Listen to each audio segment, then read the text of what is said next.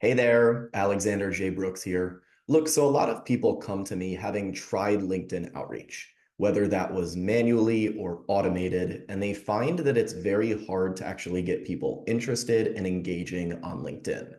Now, a lot of these people actually still believe that it's possible, but they just know that the strategy that they've been using is not working. They're not getting any responses, and of those who do engage, very few are actually interested in having a conversation. This happens all the time. I get on phone calls with people who've tried LinkedIn outreach and basically come to a dead end. Some people have even worked with agencies before and gotten very little results. Now, on the other hand, I've actually taken on some of these people as clients and made a simple shift in their messaging, implemented my system, and then within a few weeks, seen dozens of conversations and calls booked from the same exact account, the same profile, but just a minor tweak in the messaging. Now, what I want to show you in this video is an actual case study of a client who came to me because she was hearing crickets on LinkedIn. I'll show you the messages that she was sending before and the types of responses that she was getting, which really were very sparse. And then I'll show you the messages that we actually implemented after that and the effect that it had on her account. Within about 6 weeks, this client actually went from questioning if LinkedIn outreach even worked to being in 100 active conversations. So let me start by showing you a few examples of the messages that she was sending before we started working together. Now, the first thing that I taught Maria when I saw these messages is that the actual language and wording of the messages is not nearly as important as the tonality and appearance. If you get a wall of text from someone, for example, this paragraph that's not broken up at all, the first thing that the brain does is it flips into overwhelm, especially given the number of messages that people are receiving on LinkedIn and the chance that you're already in a bit of overwhelm just from the pressure of work. So if you want to actually cut through and have a conversation with someone, the appearance of the message needs to be more easily digestible, in addition to the fact that the tonality of that message matters quite a bit. So if we look through this message, this second one, "Hi, Carl, thanks so much for taking a moment to connect with me. I hope you are doing well." Chances are most people would actually stop reading right after that. If they do continue reading, "I'd like the opportunity to share the work impact for health." They've now associated this as a pitch and have likely now stopped reading.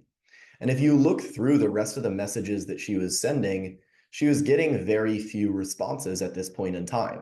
Now, it probably doesn't come as a shock to you that sending messages like this doesn't get many responses on LinkedIn. But a lot of people find it very hard to figure out what does get responses. They start focusing on the words, on the content, on everything that's inside this message, as opposed to doing two very simple things. One, making the message short and digestible, and two, making it appealing, warm, inviting, and safe to actually connect with that person in a conversation. Now, what we did for Maria was we actually set up a campaign with new messages, and we never had to run a new campaign for her. The first one started working so well that we just kept feeding new prospects into that campaign and letting it run. So this is what the campaign looks like on the inside.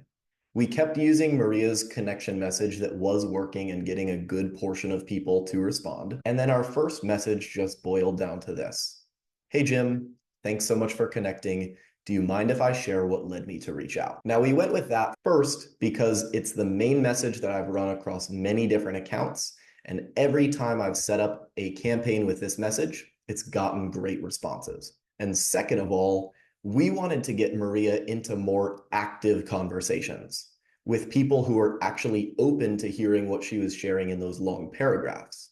So we needed some permission to actually share, some connection and agreement to a productive conversation in the direction of eventually sharing more and more and more down the road. But we needed a few different steps of approval before sending the whole kit and caboodle. And so you can see here how it actually worked in action. "Do you mind if I share what led me to reach out?" Linda says sure, and is actually ready to get on a call at this point. And Maria actually goes right into booking a call here. This client has now been moved into their CRM and is going through the full sales process. But a lot of you might say, well, is that actually a qualified call? Because they kind of didn't even talk about anything before even jumping on the phone. And you make a great point. I then taught Maria to actually better qualify her prospects before getting on the phone. And I'll show you a few examples of what she did after that. Here's another example of someone who says, let me know when your schedule permits. Again, wanting to get on the phone.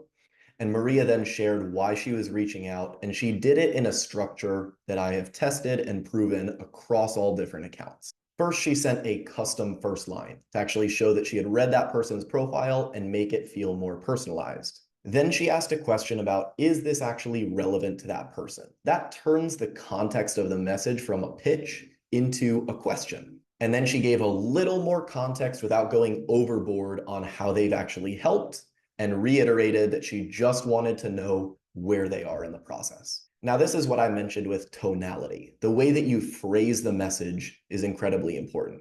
It's the difference between asking, are you interested? And is this even relevant to you? In addition to the fact that this is now nicely spaced and doesn't create the same level of overwhelm, in addition to being much shorter than the other message. Heather now responds, yes, we're following the roadmap. I'd love to hear your insight. They set up a call and have been talking ever since. I'll show you one last example here. This person responded right after that first connector message. And again, Maria sent her explanation of why she reached out and asking if that's relevant. I would love to hear more, same exact process. Now let's take a look at some numbers, because the numbers never lie. So since we started working together, we've sent just over 3,000 connections. Over 1,100 of those have become new connections, and then over 400 have actually responded and gotten into conversation. And if you look even deeper into the stats, you'll see it was pretty much instantaneous. Like I said, within her first 6 weeks, she was already in 100 active conversations. Now, not all of those people were interested, not all of them decided to go through her sales process, but of the 400 responses that she's gotten, she has 46 people who have actually heard about her offer and entered into her sales pipeline. Now, just because of being in healthcare, Maria's close time is a little longer, but at the very least, now she's able to focus on converting the opportunities that she has lined up, and also know that those opportunities are going to keep coming in as long as she keeps running the same system that's been working. So with that said, for anyone who's been sending out many different LinkedIn messages and having a hard time getting actual warm, qualified responses and conversations from it, a simple shift in the tonality and the structure of your message can actually make a huge difference. Now, you're welcome to just steal what I showed you in this video. If you implement it, chances are you will actually get good results. But with that said, if any of you guys would actually like to take a look into your LinkedIn outreach strategy, see what you're doing, what's working and what may not be working, I'm happy to just hop on the phone with you, take a look, give you some immediate feedback, and then we can always take it from there, whether I think it's necessary for you to set up an automated system of the type that I set up, or whether I can just make some minor tweaks, get you running, and get you getting results and conversations. So with that said, feel free to reach out or just follow me here wherever you saw this video, and I'll continue sharing any updates to what I've been using that's been working for me and my clients to get people into warm, genuine conversations on LinkedIn. Have an awesome day, happy outreaching, and talk soon.